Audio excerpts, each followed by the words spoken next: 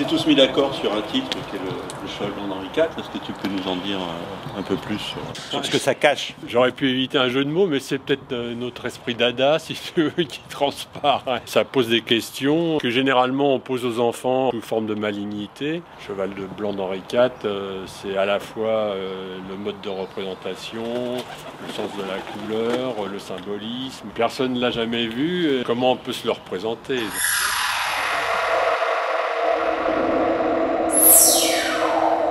Alors Jérôme, par exemple, ton cheval. Mon cheval, je pense qu'il va avoir la forme d'une grille en fait. Il va être un peu mondrianesque, de grille de caddie. Il va être un peu issu de la peinture, sans en être. Sur cette surface grillagée, j'ai envie de placer des petits aimants colorés qui seront les trois couleurs fondamentales. Essayer d'en faire une espèce de composition qui sera un petit peu malicieuse, mobile, mettre à des places différentes tous ces aimants. Et voilà, modifier complètement la composition. Une possibilité parmi des milliers, quoi. Nous donne à voir une proposition qui peut être évidemment démultipliée Ouais. à l'infini pratiquement. Oui, oui.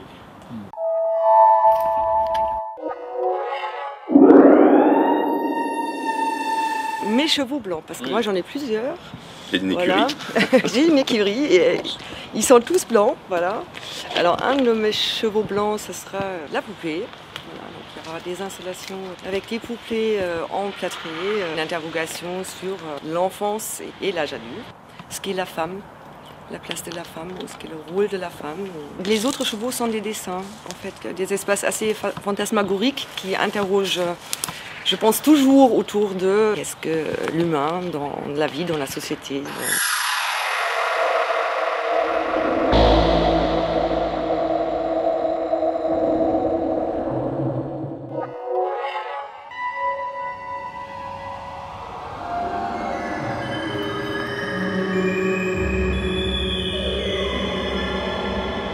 Alors dans ma proposition, il y a beaucoup question de souvenirs, de mémoire. En fait, moi je vais présenter une série de photographies qui racontent un road movie.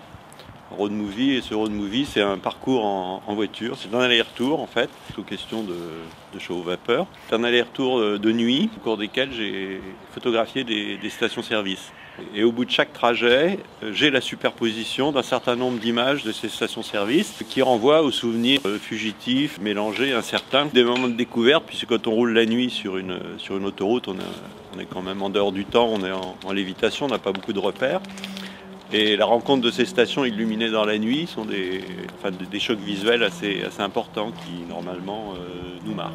Une autre chose aussi qui s'est télescopée avec cette approche, c'est une phrase qu'utilise Guy Debord et qu'il utilise dans le titre d'un de ses films qui dit « In girum imus nocte et consumimur igni », ce qui veut dire nous tournons en rond dans la nuit et nous consumons par le feu.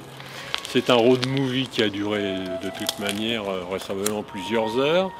Et le résultat final, c'est quasiment une photo, c'est un instantané. Donc je trouvais assez drôle, si tu veux, que tu puisses rétrécir le temps en une image et de le présenter de cette manière.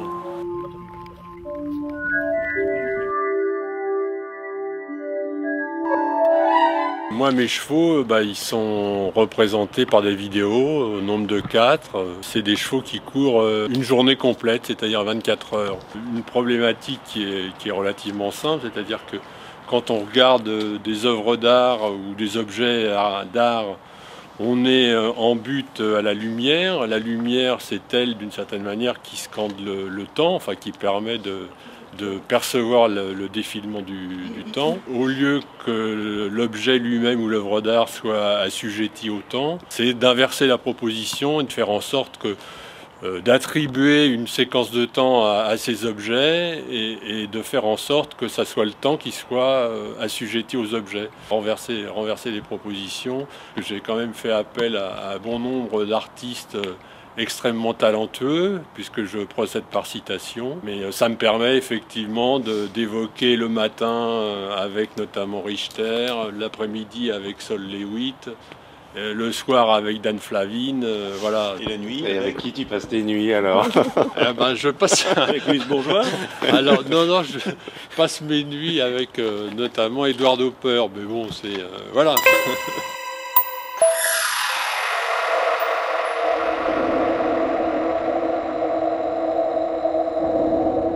Alors il y a Pierre Dogy, donc qui n'est pas là, fait un travail, enfin moi que je trouve vraiment, enfin qui me concerne d'une certaine manière, c'est-à-dire qu'en fait lui il travaille énormément sur le déplacement. Il a mis en scène des reliefs du monde entier. Sa proposition est la suivante, c'est d'échanger les pierres de sommet et de faire passer par exemple le Kazakhstan en Amérique du Sud et vice-versa.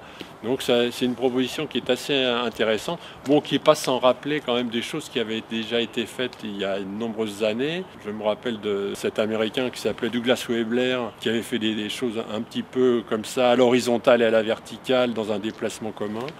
Mais son travail, enfin moi je trouve, est vraiment parlant, et puis ça nous permet quand même de voyager à bon compte. Voilà.